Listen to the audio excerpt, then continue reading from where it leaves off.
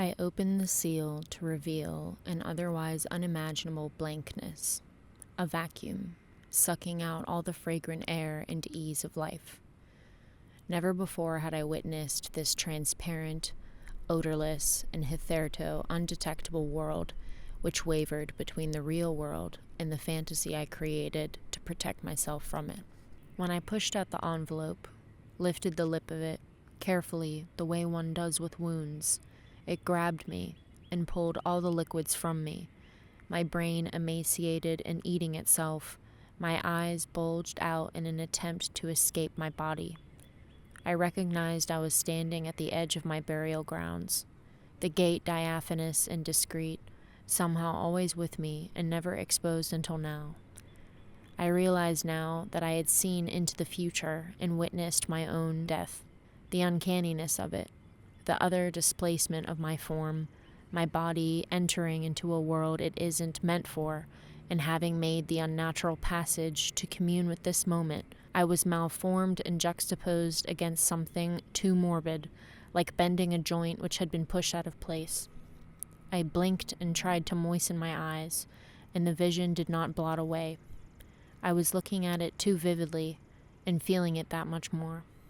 I could see the end before I had even began, like I had already lived my life, like my purpose was so small it suffocated me. Was this the fear, that none of it had meaning? No God, no mythology, no illusion, even, that you could be something great. Most let this illusion naturally degrade over time as they settle into their average lives, but I felt this breed of steady and aggressively flowing surrender too early.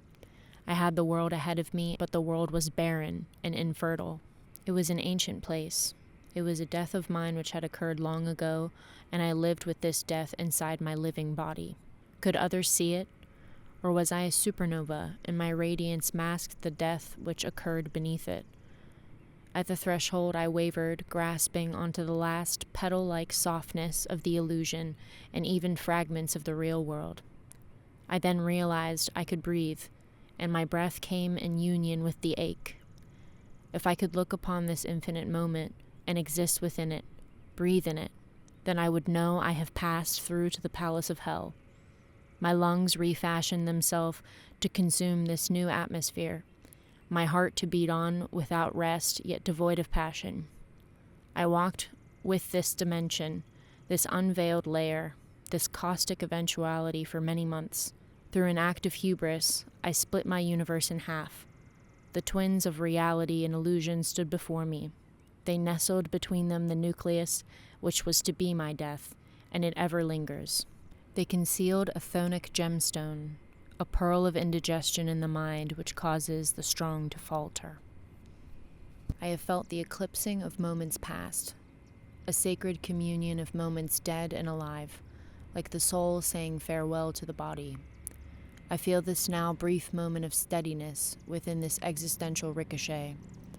Now I can feel and speak. I can identify. It's 4 a.m. on a Wednesday and I'm wide awake. I rarely wake with lucidity at this time of morning. I have ended my days here but never begun them. I never hold the delicate egg of morning. I squander it, smash its diaphanous miracles in sleep. But now I am here and witness this rich yoke of life. All that is strange and absurd, which does not codify, and what tosses and the reveries of the supernova is presented to me now. It is a glow so wholesome, so complete. Its interaction with me in the past has almost destroyed me, for I could not dance to its rhythms. I have arrived here and know why the past haunts me. Within the past I lived strangely, antisocial and apart. I existed within its strangeness without being its devout citizen. I danced half-heartedly to its seance, for to live strangely is to die willingly, and I never had the strength for suicide. Within the terra incognita, which I claimed to know, I lived only for myself and without relevance. And it is now, during this eclipse of past and present, which is unnatural and adrenalized, I face the absurdity head-on, naked and devoid of ignorance. All that surrounds us is the most fantastic illusion. The true reality is chaos. It waits for you to catch its black eye from around the corner. its grand thrill. We built the walls to confine it and for it to hide around. I was once bitter with those who proclaimed my dissidence, who told me to come back to reality. But here I see we share our fear and ignorance. We sing our hope for release, for absolution, for annihilation from the same pit of despair. I revered chaos for its beauty, and others chose reality for its systems, predictability, and safety. And from this pit still, we do not know that we hardly move an inch. Reality is merely molded from chaos, and chaos lingers in death and despair. We all pray to the same God. I know now that I did not surrender before. I kneeled at the altar and took the communion, but I slipped through the platform. The wafer did not dissolve within me. My metamorphosis never initiated, and I chose to look at chaos through the eyes of a spectator, through the voyeur, with feet still planted in reality. But no, from this chaos came me, its aberration, a growth in the dark tissue. Just wanted to read you guys some stuff.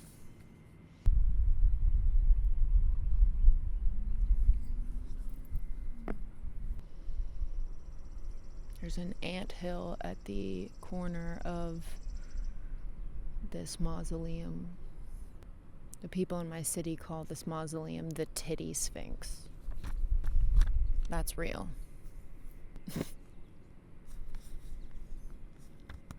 How vulgar. How vulgar. It's a shame. This is just something I like to do. This is a particularly favorite spot here by the Sphinxes. It's quite nice because when you come here, you're away from the sounds of traffic, people playing really loud music in their car, and it's actually the most peaceful place you can be. When you live in a city, I guess you could call it, you're just surrounded by so much beauty that you can't really find anywhere else. This kind of old, almost European, stone-centric kind of beauty, which is very uncommon in America. So it feels like you're in an alternative universe. It's kind of like it's a perfect escape to come here. And I also find it really cool that in the summer, the sun, the Sphinx mausoleum is in front of me now, and in the summer the sun will come, and sunset, the sun will hit this particular mausoleum head on, and I will nap behind it. And it reminds me of the rumor that they spread about Theda Bara, about being born in the shadow of the Sphinx. Although it's a little bit difficult to fall asleep willingly in a public place.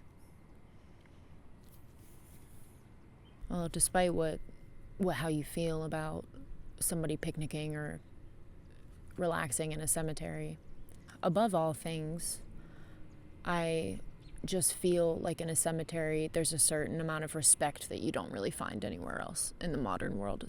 It's quiet, it's maintained, it's landscaped, and there's a certain way that you act in cemeteries, and I think that's why I like to come here.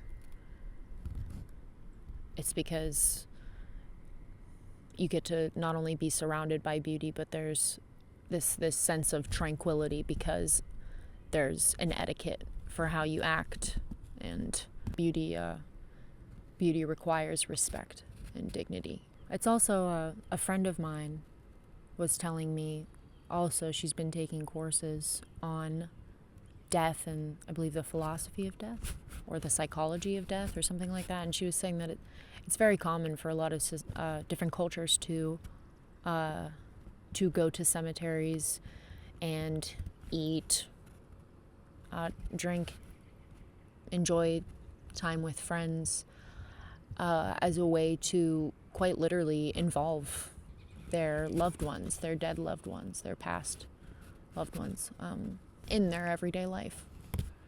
So to come to the cemetery it's not just about beauty, but it's also about being able to connect with the people that you love and that you care about. Or even even with strangers that have nothing to do with you. If the dead have some connection with the living, I'm sure they'd like company every now and then, as long as it's respectful. If I was dead, I'd walk through here all the time. It's beautiful. Well, I think I somewhat did my job today in giving you your weekly reminder about beauty and how you can attribute an extraordinary quality to daily life, the moments in daily life, because this is just a normal day. Also, thank you all for the overwhelming response to my Clarice Lispector video. I really wanted it to perform well, and it certainly did. So thank you all for your support, and thank you to all of my new subscribers because of that video. And also, of course, more than anything, thank you to everybody who has been following me throughout the years. It's very strange to be an online personality, but I'm reminded every video that there's so much. I have so many friends out there, and we all learn together, and we all experience beautiful things together and share those experiences, and that's great. All right, everybody.